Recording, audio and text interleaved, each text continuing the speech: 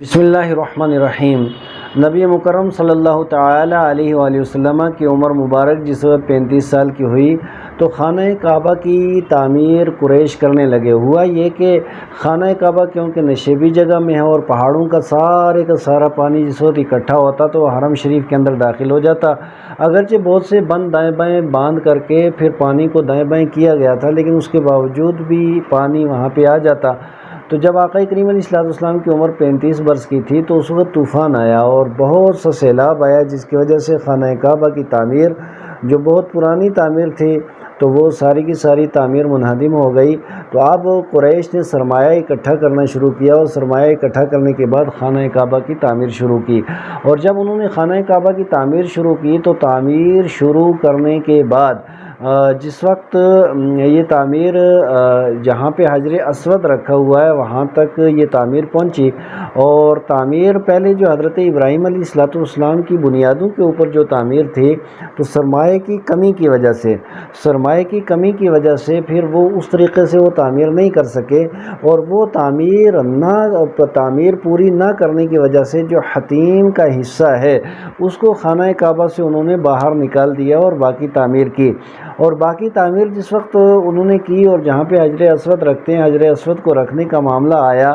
تو وہاں مکہ معظمہ کے جتنے قبائل تھے، خاص کر بنی عبددار اور بنی عدی اور اس کے علاوہ جتنے بھی یہ خاندان تھے یہ سارے کے سارے آ گئے، اور زمانہ جاہلیت کے رسم و رواج کے مطابق انہوں نے ایک پیالے کے اندر خون رکھ کر کے اس کے اندر انگلیاں ڈال کر کے ان کو چاٹ لیا، تلواریں سے میان سے باہر آ گئیں، اور انہوں نے یہ عہد کر لیا کہ ہمارا قبیلہ حجر اسود کو اٹھا کر کے یہاں پہ نصب کرے گا، دوسرا قبیلہ، تیسرا قبیلہ، سارے کے سارے قبائل یہ کہنے لگے۔ اب قریب تھا کہ حرم پاک کے اندر بہت خونریز لڑائی ہو جاتی، اتنے میں ایک بزرگ شخص آئے اور وہ کہنے لگے کہ آج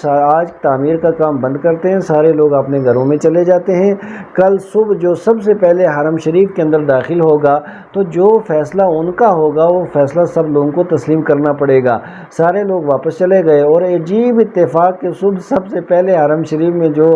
ذات مقدسہ داخل ہوئی وہ نبی مکرم صلی اللہ تعالی علیہ وآلہ وسلم کی ذات تھی۔ آقا کریم علیہ السلام کو دیکھنے کے بعد سارے کے سارے لوگ پکار اٹھے، یہ صادق بھی ہیں، امین بھی ہیں، خلیق بھی ہیں، ذو نسب و حسب بھی ہیں اور شریف النفس بھی ہیں، اللہ تبارک و تعالیٰ نے ان کو بہت زیادہ نوازا ہے، یہ جو بھی فیصلہ کریں گے وہ سارے کا سارا وہ ان کا فیصلہ ہم سب کو منظور ہوگا۔ نبی مکرم صلی اللہ تعالی علیہ وآلہ وسلم نے جتنے قبائل تھے ان سارے قبائل کو اکٹھا کیا، اکٹھا کرنے کے بعد ارشاد فرمایا کہ ان قبیلوں کا ایک ایک سردار آگے آ جائے اور وہ اس قبیلے کا نمائندہ اور ترجمان ہوگا۔ اس طریقے سے سارے سرداروں کو اکٹھا کیا اور ایک چادر کے اندر حجر اسود کو رکھا۔ حجر اسود کو رکھنے کے بعد ارشاد فرمایا اب جتنے ایک سردار ہیں یہ سارے کے سارے اس چادر کو اٹھا لیں تاکہ ہر قبیلے کی نمائندگی ہو جائے۔ اور جب حجر اسود کو اس مقام پہ لایا گیا جہاں پہ حجر اسود نصب ہے، پھر محمد رسول اللہ صلی اللہ تعالی علیہ وآلہ وسلم نے اپنے مبارک ہاتھوں سے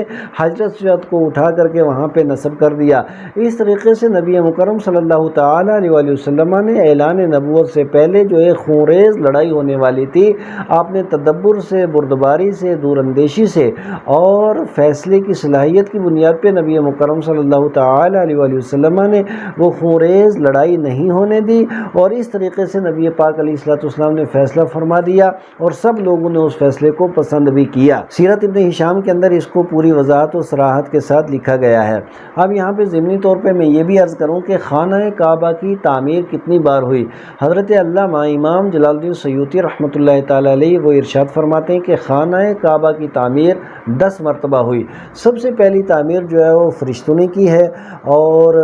جہاں پہ بیت المعمور تھا تو فرشتوں نے سب سے پہلے تعمیر کی، اور ان کے بعد حضرت آدم علیہ السلام نے دوسری تعمیر کی، اور حضرت آدم علیہ السلام کے بعد حضرت آدم کی اولاد نے تعمیر کی۔ پھر چوتھی تعمیر جو ہے حضرت خلیل اللہ، حضرت ابراہیم خلیل اللہ علیہ نبینا علیہ السلام نے کی ہے۔ پھر قوم عمالقہ نے تعمیر کی ہے، پھر قبیلہ جرہم نے تعمیر کی ہے، پھر قریش کے مورث اعلیٰ قصی بن کلاب نے تعمیر کی ہے۔ ان کے بعد پھر قریش نے وہ تعمیر کی ہے 7ویں تعمیر کہ 8ویں تعمیر کے جس میں نبی مکرم صلی اللہ تعالیٰ علیہ وآلہ وسلم خود شریک تھے،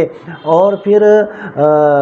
سرمایہ کی کمی کی وجہ سے حتیم کو باہر نکال دیا، اور نبی مکرم صلی اللہ تعالیٰ علیہ وآلہ وسلم کی خواہش یہ تھی کہ خانہ کعبہ کو اب اگر نئی تعمیر کی جائے تو اس حصے کو بھی اندر رکھا جائے اور اس کا دروازہ بھی زمین کے برابر کر دیا جائے، اور پھر 2 دروازے لگا دیے جائیں، ایک داخل ہونے کے لیے، ایک باہر نکلنے کے لیے۔ پھر حضرت عبداللہ ابن زبیر رضی اللہ تعالیٰ عنہ کی جب حکومت ہوئی تو نبی پاک علیہ السلام کے نقشے کے مطابق آپ نے وہ خانہ کعبہ کی اسی طرح تعمیر کی، اور اس کے بعد جب ان کو حجاج بن یوسف ثقفی اور شقی نے جس وقت ان کو شہید کر دیا تو شہید کرنے کے بعد ان کے تعمیر کردہ خانہ کعبہ کو بھی مسمار کر دیا، اور دوبارہ حجاج بن یوسف ثقفی نے یہ تعمیر کی جو اب تک موجود ہے، اور زمانہ جاہلیت کی تعمیر کے مطابق اس نے تعمیر کی، اور وہ تعمیر اس نے پھر ختم کر دی۔ آج تک وہی تعمیر، یہ 10ویں تعمیر ہے جو آج تک موجود ہے۔ بخاری شریف کے حاشیے کے اندر ہے کہ خانہ کعبہ کی تعمیر، باقی جتنی روایتیں یہ خبر احاد ہیں، اور خانہ کعبہ کی جو تعمیر ہوئی ہے یہ 3 مرتبہ ہوئی ہے، اور یعنی یہ پہلے جو تعمیر ہوئی ہے وہ حضرت آدم علیہ السلام نے کی ہے، اور پھر جو دوسری تعمیر ہوئی ہے وہ حضرت ابراہیم علیہ السلام نے کی ہے، پھر جو تیسری تعمیر ہوئی ہے وہ قریش نے کی ہے، اس کے بعد پھر جو تعمیر ہوئی ہے یہ حضرت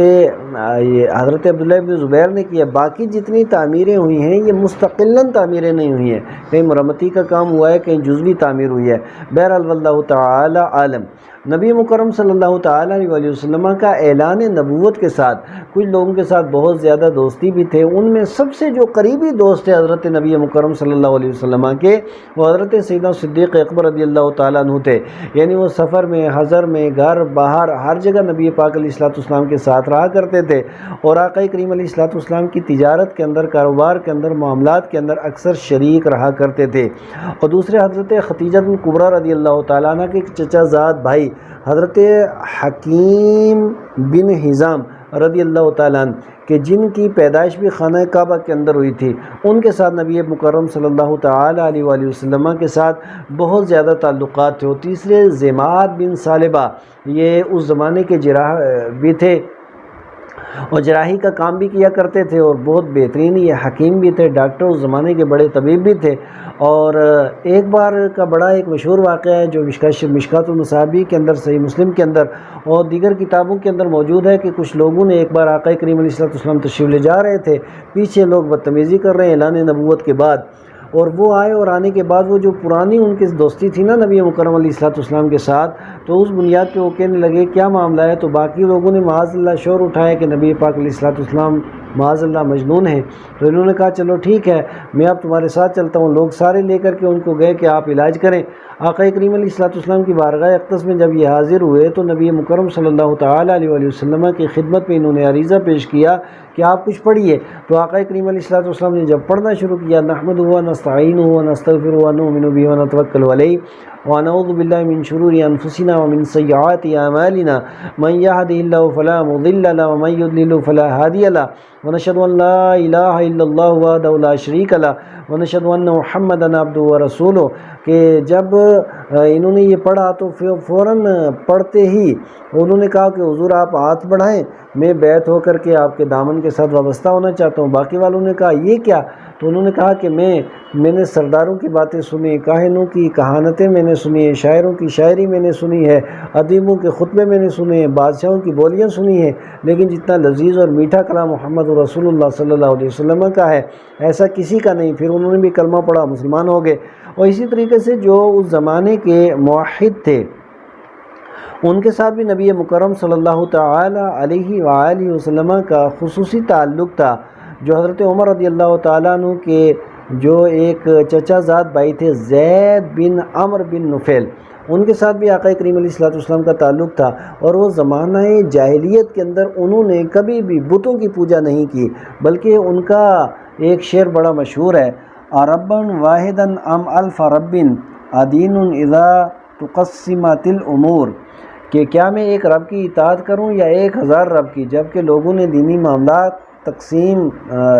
دینی معاملات جو ہیں یہ تقسیم ہو چکے ہیں۔ ترکت اللات والعزی جمیعا کذالک یفعل الرجل البصیر، کہ میں نے لات اور عزیٰ کو چھوڑ دیا اور جو صاحب بصیرت جو بھی ہوگا وہ ہرگز ان کی پوجا نہیں کرے گا۔ تو اس وجہ سے وہ ان سے بہت زیادہ متنفر رہتے تھے، اور نبی مکرم صلی اللہ تعالی علیہ وآلہ وسلم کا اعلان نبوت سے پہلے ان کے ساتھ خصوصی تعلق تھا۔ ایک بار ان کا دسترخوان لگا ہوا تھا، آقا کریم علیہ السلام کو دعوت دی کہ حضور آئیے کھانا کھائیے، نبی پاک علیہ السلام نے انکار کیا، تو پھر انہوں نے کہا کہ میں کبھی بھی بکری کو کفار کے جو یہ ہیں معبود ان کے نام پہ ذبح نہیں کرتا، میں اللہ کے نام پہ ذبح کرتا ہوں، اور میں ان سے کہتا ہوں کہ بکری بنانے والا بھی رب ہے تو اسی کے نام کے اوپر ذبح بھی ہوگی۔ اس طریقے سے یہ جو ہے یہ حلال ذبیحہ ہے۔ پھر نبی مکرم صلی اللہ تعالی علیہ وآلہ وسلم کے ساتھ ان کا بھی ایک خصوصی تعلق تھا۔ پھر اعلان نبوت سے پہلے نبی پاک علیہ السلام کے جو مشاغل تھے، آپ نے کاروبار شروع کیا، اور کاروبار کے اندر نبی پاک علیہ السلام کا جو پیشہ تھا وہ تجارت تھا، یعنی سامان کبھی آپ شام کو تشریف لے کر کے جاتے تھے، شام میں بصرہ میں کئی مقامات اور کئی شہروں کے اندر نبی پاک علیہ السلام تشریف لے گئے، اور اس طریقے سے کاروبار میں نبی پاک علیہ السلام کی جو سچائی تھی، اللہ ابو داؤد کے اندر یہ روایت موجود ہے کہ عبداللہ بن ابی الحمصہ ایک صحابی رسول وہ بیان کرتے ہیں، میرا مصطفیٰ کریم علیہ السلام کے ساتھ لین دین ہوا، اور اس کے بعد میں نے کہا کہ یہ اتنی کچھ رقم ہے، یہ فلاں مقام پہ میں آپ کو دے دوں گا۔ نبی مکرم صلی اللہ تعالیٰ علیہ وآلہ وسلم اعلان نبوت سے پہلے حضرت عبداللہ کا جو ابھی ایمان نہیں لائے تھے، کیونکہ حضور نے ابھی اعلان نبوت ہی نہیں فرمایا تھا، تو 3 دن تک دن رات ان کا انتظار کرتے رہے۔ تیسرے دن جب وہ آئے تو نبی پاک علیہ السلام نے غصہ بھی نہیں کیا اور کسی طرح کو کوئی شکوہ شکایت بھی نہیں، صرف اتنا ارشاد فرمایا کہ اتنے دن میں تمہارا انتظار کرتا رہا۔ ایک اور صحابی رسول ہے جن کا نام ہے حضرت صائب رضی اللہ تعالیٰ عنہ، وہ بیان کرتے ہیں کہ میرا نبی پاک علیہ السلام کے ساتھ تجارت کے اندر کچھ لینا دینا تھا، تو نبی مکرم صلی اللہ تعالیٰ علیہ وآلہ وسلم کا جو حساب کتاب تھا وہ اس کے اندر سچائی، اور نبی پاک علیہ السلام کا کردار اتنا اونچا تھا، یعنی اعلان نبوت سے پہلے آقا کریم علیہ السلام سچائی بھی، امانت داری بھی، ایمانداری بھی، دیانتداری بھی، صاحب خلق عظیم بھی، اخلاقی اقدار کے بہت اعلیٰ پائے کے، اور پھر نبی پاک علیہ السلام یتیموں کی، غریبوں کی، بیواؤں کی غمخواری کرنا اور خدمت خلق کا فریضہ انجام دینا، یعنی جتنی خوبیاں ہو سکتی ہیں وہ ساری کی ساری خوبیاں نبی پاک علیہ السلام کی ذات مقدسہ کے اندر موجود تھیں، اور جتنی برائیاں ہیں جاتی صنم پرستی ہے اس سے دوری، شراب نوشی اس سے دوری، اور اسی طریقے سے فحاشی اور عریانیت جو زمانہ جاہلیت کے اندر ہر بندہ جس کے اندر لت پت تھا اور اس کے اندر دنس پھنس چکا تھا، آقا کریم علیہ السلام ان ساری چیزوں سے ہمیشہ دور رہے۔ یہی وجہ ہے کہ لوگ امانت بھی آقا کریم علیہ السلام کے پاس رکھتے تھے، اختلاف کے باوجود نبی پاک علیہ السلام کو آمین بھی کہتے تھے، اور نبی پاک علیہ السلام کو صادق بھی کہا کرتے تھے۔